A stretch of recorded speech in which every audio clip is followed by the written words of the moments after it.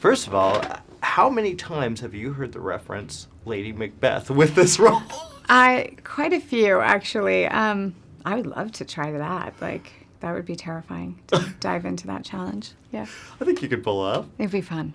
What is the secret to playing Lynn Cheney, who is alive? Yes. Who is a little notorious in her what people think of her. Yeah, she has strong points of view, and Yes. she's not afraid to voice them. Yes. And so, whether I agree with her points of view or not, I do admire that she's willing to have a conversation. You know, I think conversation is something that is sort of lost in today's volatility. You know, like real conversation, not arguing, listening, you know. But in playing her, I think I had to step away from what people's opinions were of her, what I knew about her, which actually was very little, to be honest, and kind of go back to her beginnings. And I was fortunate enough that she wrote a memoir about growing up in Wyoming, and that was so helpful for me to begin to create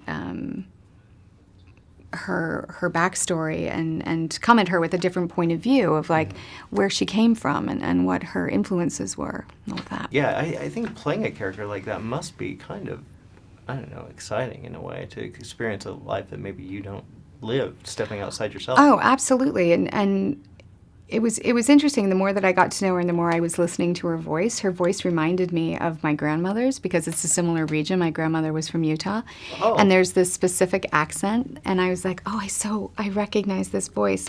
And it kind of gave me a sort of launching place. Was sort of my grandma grew up on a farm in Provo, Utah, and sort of worked the farm. And it's just a different way of you know, back in, it was an era where women had different opportunities and sort of her ambitions were, female ambition was not as encouraged at that time. Well, I think, especially, Yeah. I think that's really developed in the film, too. Yeah, absolutely. I mean, Adam definitely talks about that. And really, Adam has spoken at length about, you know, you don't talk about Dick Cheney without Lynn Cheney because they really are such a strong unit and have such a strong relationship with one another. Well, I think that's one of the things I got from the movie is that you kind of have to respect the two of them, their commitment to each other.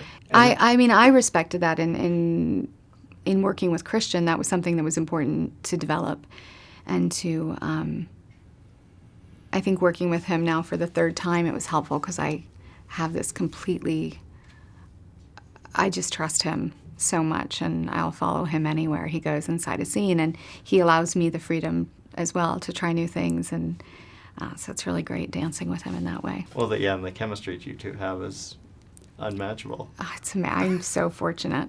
Yeah. And to play this kind of dialogue, this is a funny movie, which is surprising. Well, I think tonally what I love about Adam does is he creates this very unique tone, and he takes you, you know, in and out of drama and irony and farce and Shakespeare, and like you're in this beautiful navigation, and that's what he and Hank, the editor, did so well. And I mean, they must have had so many hours of footage that they then put together in the story.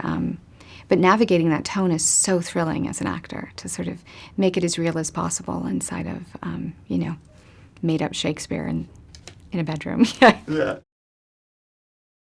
What do you say? I want you to be my VP. The vice presidency is mostly a symbolic job. However, if we were to come to a different understanding, I can handle mundane jobs like overseeing military, energy, foreign policy. I like that. This isn't something that a vice president really does, is it? It is now. Christmas Day.